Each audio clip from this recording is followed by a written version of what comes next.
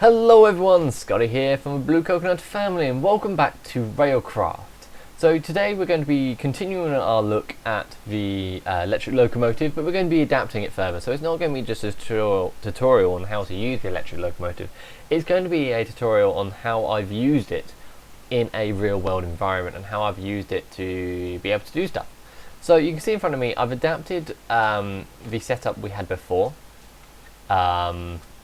With all the, well, I had the display and it went over there. I've adapted it because I've added some tanks and some refineries and bits and pieces, and I've got a lot longer train. So what this is like a train with tanks attached to it, and this is going back to an oil reserve, which we're going to follow it back there. So actually, better to explain here because it's still empty. So I'll quickly explain what I've got here.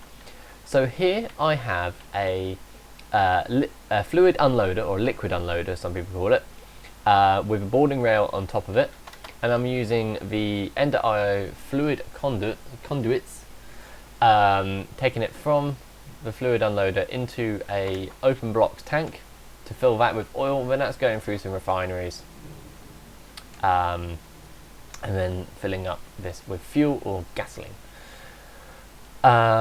This is pretty all standard. I'll quickly explain why I've got this rather than the setup I've got over here. I've changed that slightly, ignore me. So, before I had the detector rail and stuff, now I've learnt that if the block underneath, for example a fluid unloader, detects that the cart on top doesn't actually use that block, so for example the locomotive, or I've got an anchor cart in there, I've got a player cart, such as a normal mine cart, because those don't have any fluid in them and they don't actually use fluid and are not transferring anything, what have I got? B to open, I don't know. It will just put a redstone signal out to its track, so it allows it to move along. So if we follow that track if we follow the train to its oil reservoir or oil thing, we'll be able to see exactly what I mean. So we'll follow it along here. So we can see here it is fronted by an electric locomotive, which that is at full speed, so the train does actually slow down while it's carrying a heavy load, and you'll see that on the way back when it's got fluid in it, it is even slower. And so it's something to bear in mind, guys, that I've got 1, 2, 3, 4, 5, 6, 7, 8, 9, 10 carts on the back of that. The train does really well, it does manage to pull it, but it doesn't pull it very fast. You can put 2 locomotives on the front to be able to, make it faster and make it be able to pull a lot more. But that does pretty well. It's not fast, but it does the job. Now, the next thing I'll quickly explain is this is a very long track. The train actually ran out of power about here when I first did this, and eventually the power caught up and it continued. So it's something to bear in mind that you need to have the voltmeter. I'll grab one out. This is going to be quite annoying. I can't actually see the thingy.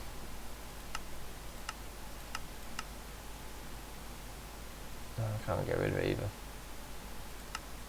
In here somewhere is the voltmeter. I have seen it before.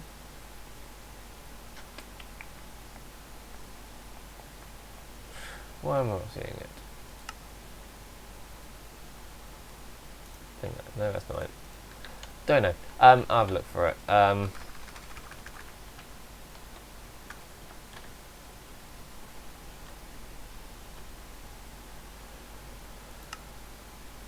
There it is. Electric meter. So this is what you do. You right click the track and it will tell you what power it's got. So of course you need to keep an eye on that. Each track loses, as you can see there, lost 0.05 things per tick. Electrics per tick. So you can see here, here's my setup for the other end. So this one's slightly more efficient. So I've got my boarding rail here, and above it I've got a fluid loader. And then I've got a couple more fluid loaders to allow it to be able to fill up as it's going, to make it more efficient at this end. We also have the sheep in the tree. So say hello to a sheep in the tree. That's really random. And then I've also got as well I've got the power on this side to allow for more power on this end, so it boosts it along the track. So you can see there, this is pushing it all the way along because all these are full. So as it filled up, it ran over the fluid loader, ran underneath the fluid loader, which went, oh, you're full, redstone input, you're full, you're full, you're full, you're full, and it did that until it found the next one which wasn't full. So you can see that it skipped the admin anchor cart here because it can't load fluid into it, and so it just went, okay, you can carry on through, and it put a redstone signal to below it to the track. The same for these these three, because they were full.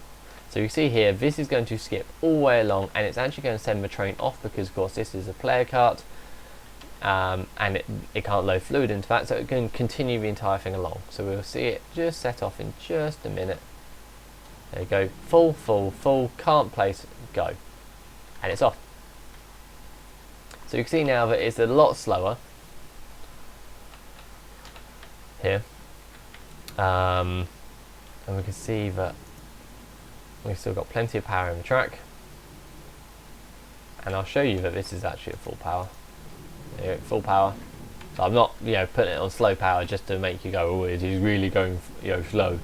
No, it is on full power and it's going really slowly. So what I'm actually going to do for you, let's shut it down, and I'm actually going to grab another one, and I'm going to need to grab a crowbar.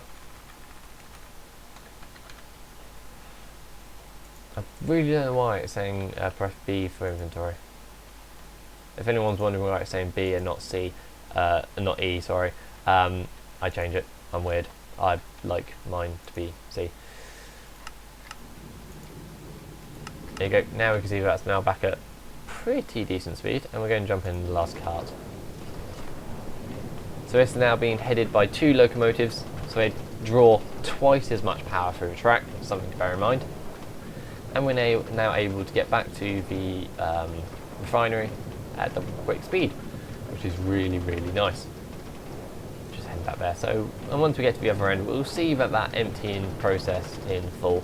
Just before we get through the end the refinery, I'll jump out, so just so that you can see that it will skip the first 2 locomotives and it'll jump to the first tank cart. That's something very important which I need to drill in here, but in the past I've literally just had carts run across because I haven't figured out how to use boarding rails and such. Now I've figured it out, but it's literally the case of it won't stop that locomotive if it's not meant for that loader or unloader. It will just stop it, which is very helpful to know, very handy to know, and so that's why I do that. And so that's very handy for you guys to know as well. So I'm going to jump out here, watch the cart come into place. It goes along a little ravine. Here's another little power loader there. Don't know if that's from legacy reasons, because that's when I had the double back loop. So we can see here, here's the border rail with a fluid unloader underneath, and we're going to see that as the train approaches, it's actually going to glow red to show that it's actually activated. It's going to skip the first 2, 1, 2, stop. So we can see there, that's exactly what I mean. That's how you can get a train working fully automatically on your rail, or using Railcraft. It's very handy to know. It's very good to know. So yeah, that's my extension of the electric locomotive on how to use it for freight and full automation, as I said in the previous tutorial. If this has been useful for you, hit that like button. If you enjoy any of my other tutorials on the channel, hit the subscribe button and share it to your friends, and hopefully I'll see you in the next tutorial and in the next video. Right, see you guys, bye!